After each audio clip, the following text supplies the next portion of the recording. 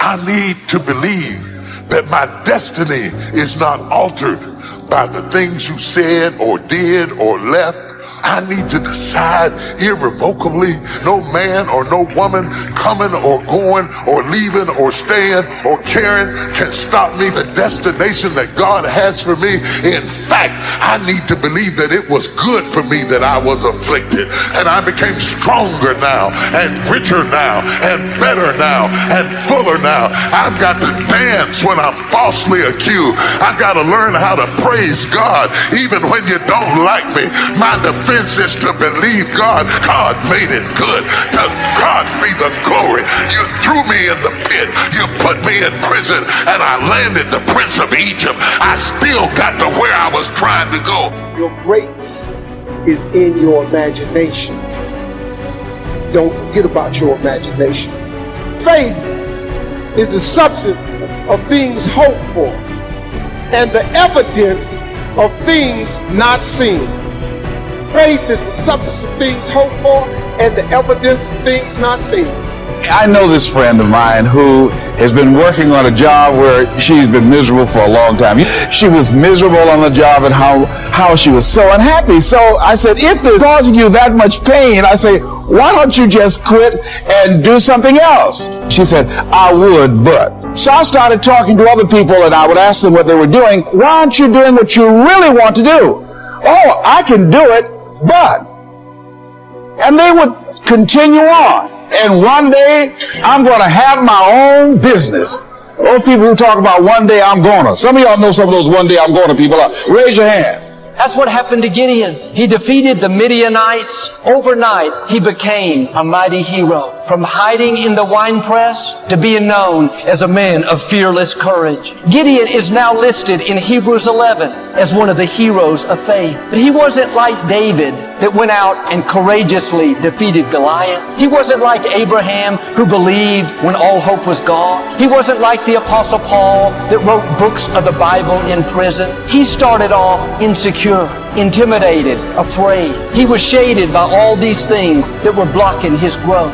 God was showing us it's not where you start, it's how you finish. Where you are is not your destiny. There's still time to become a Gideon. You can come out of the fear, the doubt, the guilt, and step in to who you were created to be, a mighty hero, a history maker. Now quit believing those lies that you've reached your limits. You'll always struggle. You've been through too much. It'll never work out. Come out from under that shade. That's limited you long enough. God is ready to show out in your life, to do things that are unusual, uncommon, out of the ordinary, to take you where no one in your family has gone. And sometimes the reason we're in the shade is that's what we saw modeled growing up. We were raised by people that were negative, insecure, lived guilty, dysfunctional. Now that's normal to us, but that's not who you are. That's a result of being in the shade. And for some people, fear has been blocking their family for generations. Low self-esteem, addictions, mediocrity.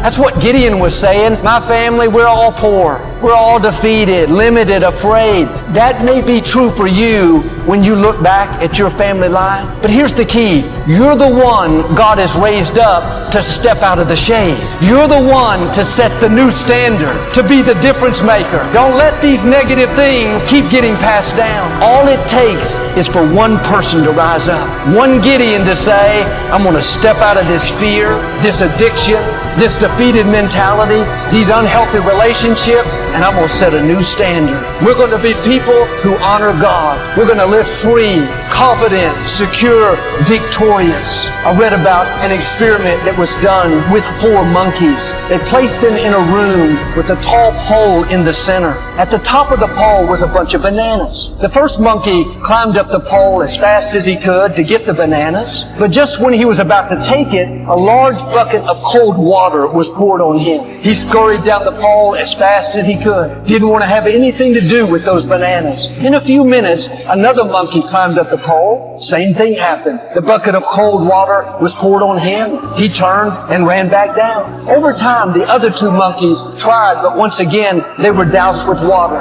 came running down. Day after day went by, and even though those monkeys loved bananas, none of them would go up the pole. At one point, the researchers removed one monkey and replaced it with a new one. When it started going up the pole, the other three monkeys grabbed hold of it and pulled it down, wouldn't let it go up. This happened time and time again. Finally, this new monkey gave up, didn't try anymore. The researchers brought in another monkey and replaced one of the original. Same thing, they pulled him down. They brought in two more monkeys. Now none of the original monkeys were in the room, but they wouldn't let any monkey go up the pole. Eventually the room was filled with dozens of monkeys. None of them had ever felt the cold water, but not one of them would climb the pole. They didn't know why. They just knew they weren't supposed to have those bananas. And sometimes we're like these monkeys. We don't know why we can't accomplish a dream, why we can't be successful, get out of debt, break the addiction. All we know is nobody in our family ever did it. They lived in the shade. They let fear, insecurity, limited thinking block their growth. Now we're in that same shade. Anytime we try to move forward, there are people telling us what we can't do, how it's not going to work out. It's easy to accept it, learn to live with mediocrity. This is just who we are. No, quit letting people talk you out of your dreams. It may not have happened for them, but you're a mighty hero. It's going to happen for you. Go get your banana. This is a new day. God's favor is on your life in a new way. He's called you to set the new standard, to take your family to a new level. I met a young man after the service. He had just graduated from college. He was so excited. He was the first one in his family to ever get a degree. But when he told his family he wanted to go, no one encouraged him. In fact, they said, "We're not college material. Granddaddy didn't go. Great-granddaddy didn't go. We're not made for that kind of work." Like those monkeys, they were trying to pull him down and didn't even know why. The young man not only graduated at the top of his class as a chemical engineer, but a company has already hired him. How high can you go if you'll just get rid of what's blocking your growth? Limited mindsets, other monkeys, people pulling you down, friendships that are holding you back. God has a big destiny for you.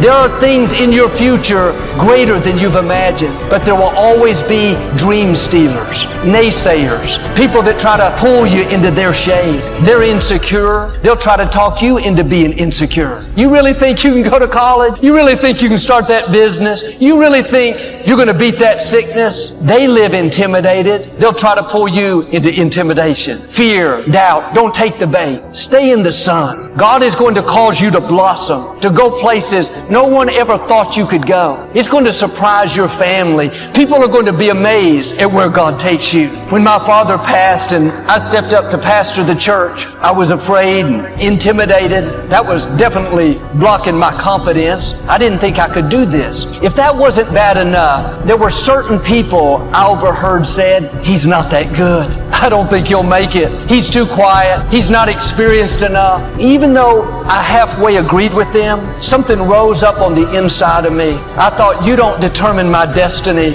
You don't know what God has put in me. My attitude was, I'm already in my own shade. I'm sure not coming into your shade. And part of the reason I believe I succeeded was simply to show them that they were wrong. They meant it for harm, but God used it to light a fire in me to create a greater determination, a greater resolve. I wasn't about to let their shade, their negative comments limit my life. Like Gideon, I felt weak, inexperienced, unqualified, but I could hear God whispering, "Joel, you're a mighty hero. It's your time to shine. You have what you need to fulfill your destiny." Anytime you try to go forward, there will be opposition, naysayers, people that try to pull you into their shade. Don't take their bait. The fact that they're trying to discourage you is a sign you're about to step into a new level of your destiny. Is there something blocking your growth? Unhealthy relationships, negative words that were spoken over you, limited thinking. How high could you go if you would make some adjustments? Don't stay a 5-foot cactus when you were created to go 30 feet tall. Make a decision that you're going to come out from under that shade. If you'll remove what's limiting your growth, you're going to bloom. You're going to blossom, see favor, courage, the boldness to accomplish what God put in your heart. And I believe and declare, like Gideon, a mighty hero is about to emerge. The power of the Most High is going to come on you in a new way. You're going to rise higher, overcome obstacles.